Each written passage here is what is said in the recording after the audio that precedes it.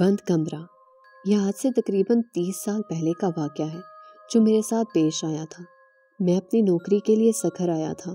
یہاں میرے ماموں رہتے تھے، تو کچھ دن میں ان کے گھر ٹھہر گیا تھا کہ جب تک کہیں اور میرا رہنے کا بندوبست نہیں ہو جاتا۔ ماموں جان کے گھر میں کئی سالوں کے بعد آیا تھا۔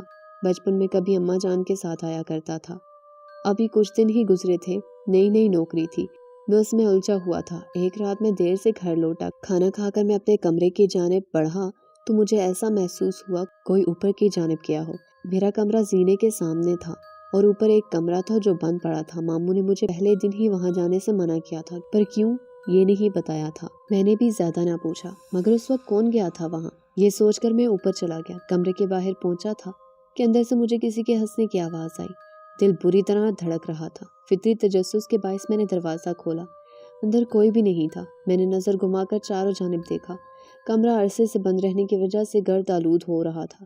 آوازوں کو اپنا وہم جان کر میں پلٹنے ہی لگا تھا کہ میری ممانی نے مجھے پیچھے سے پکارا۔ میں نے چونک کر دیکھا۔ مجھے حیرت بھی ہوئی کہ وہ کبھی سیڑھیوں سے نہیں چڑھی تھی، مگر انہوں نے کہا کہ مجھے اوپر آتے دیکھا تو میرے پیچھے چلی آئی۔ مجھ سے پوچھا تو میں نے بتایا کہ مجھے لگا کوئی یہاں آیا ہے، دیکھنے چلا آیا۔ خیر میں ان کے ساتھ نیچے آنے لگا۔ ابھی 2-3 سیڑھیاں ہی اترے ہوں گے، مجھے محسوس ہوا جیسے میرے پیچھے پھر کوئی ہنسا ہو، مگر وہاں تو ممانی تھی۔ میں نے ڈرتے ڈرتے اپنی گردن گھمائی اور میرے ہوش اڑ گئے۔ میرے پیچھے ممانی کے بجائے ایک جھلسے ہوئے چہرے والی لڑکی کھڑی تھی جس کی آنکھیں سرخ تھی۔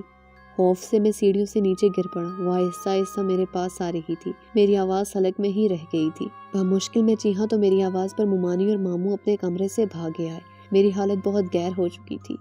میں نیم بے ہوشی میں تھا، مگر مجھے لڑکی اپنے سامنے محسوس ہو رہی تھی۔ ماموں شاید سمجھ چکے تھے مجھے کیا ہوا ہے۔ انہوں نے مجھ پر دم کیا اور میں اپنے کمرے میں لے گئے۔ کچھ دیر بعد جا کر میری حالت بہتر ہوئی۔ میں نے اس رات کا تمام حال کہہ سنایا تو ماموں نے بتایا کہ اوپر کمرے میں ایک آسیب ہے، اس لیے وہاں کوئی نہیں جاتا، مگر وہ کوئی نقصان نہیں پہنچاتے۔ تم نے شاید دروازہ کھولا ہوگا، اس لیے تمہارے ساتھ ایسا ہوا۔ اس کے بعد میں جتنا وقت بھی اس گھر میں رہا، زینے کے پاس کبھی بھی نہیں کھڑا ہوا۔